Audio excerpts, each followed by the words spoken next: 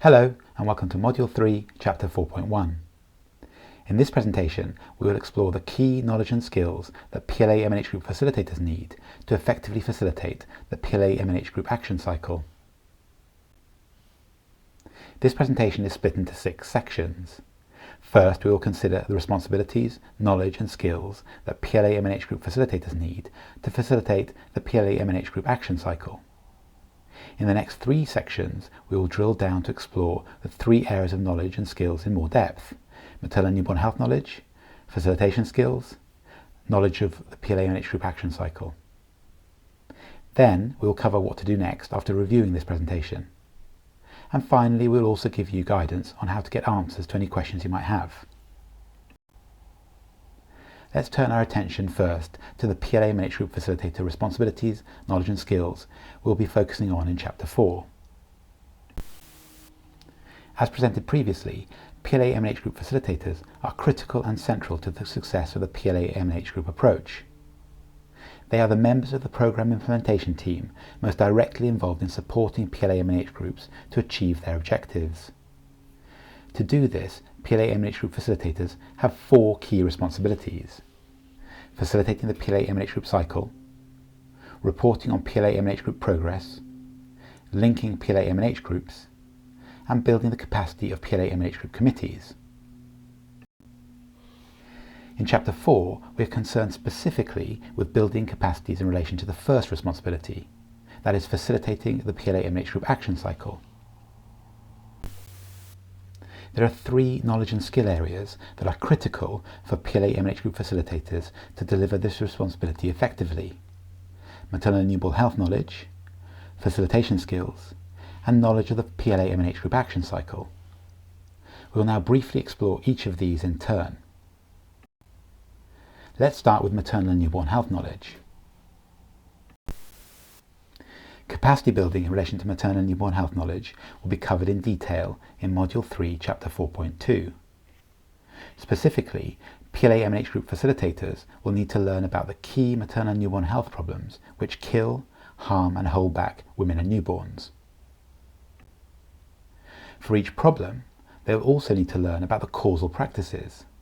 These are the behaviours of women and newborns, most commonly the behaviours that the people, structures and society around them forces or constrains them to perform, that can cause the maternal and newborn health problems to arise.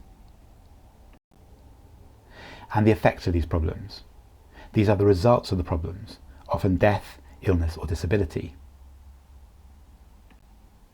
For each problem, PLA-MNH group facilitators will also need to learn about what behaviours can help prevent the maternal and newborn health problems from arising, or manage the problems if they have already arisen, to stop them leading to their effects. Finally, for each problem, PLA-MNH group facilitators will need to learn about the barriers. These are the factors that constrain the behaviour of women and newborns, essentially stopping them from performing effective prevention and management behaviours. Second, let's turn our attention to facilitation skills. Capacity building in relation to facilitation skills will be covered in detail in Module 3, Chapter 4.3. Specifically, PLA-MNH group facilitators need to learn that facilitation is an approach to leading groups that encourages participation. This makes it very different from teaching, where one person participates actively, the teacher, and the others are passive and participate very little, the students.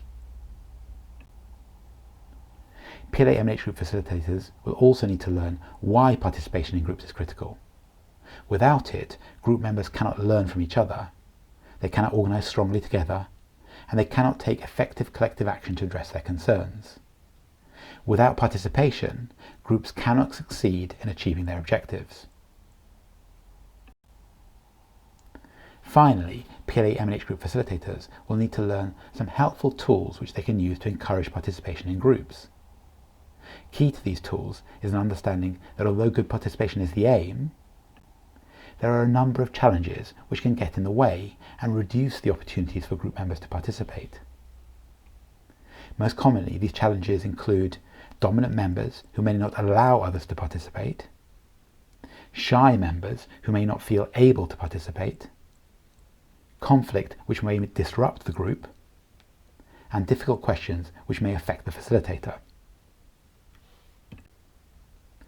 PLA-MNH group facilitators will need to learn a number of tools which they can add to their toolboxes and which they can use to overcome each of these challenges if and when they arise.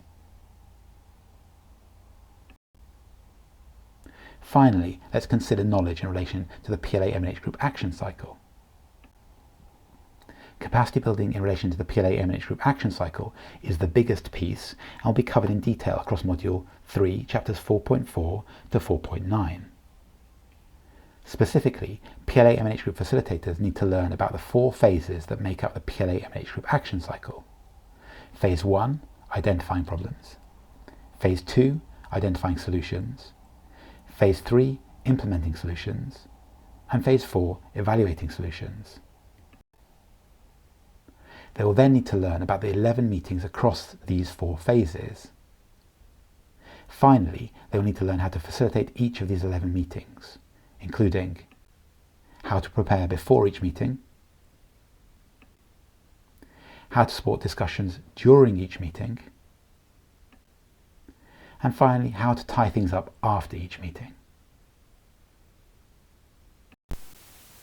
So, what should you do now that you've reviewed this presentation?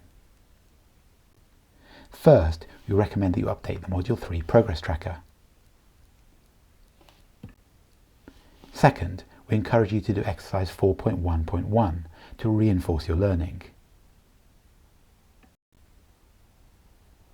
Having reviewed this presentation, you may now have some questions. If so, please don't hesitate to contact us by email or phone. One of the team will be happy to help. Enjoy the course!